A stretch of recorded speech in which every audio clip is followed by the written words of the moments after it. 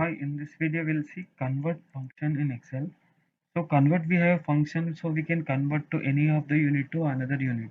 So there already some predefined keys are there.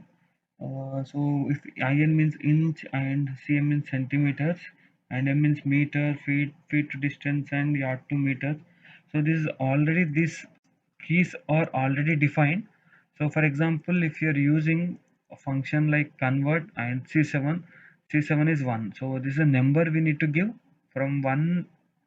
D7 is in IN. So for 1 inch, how many centimeters? So convert C7 D7 E7 means convert 1 inch in how many centimeters. So that will give the results of 2.54. Similarly, feet to meters and yard and years to days. So this is the calculate, already predefined things are there, and some of the all predefined abbreviations are below, like distance for weight and time and pressure and temperature and liquid force energy power and so on.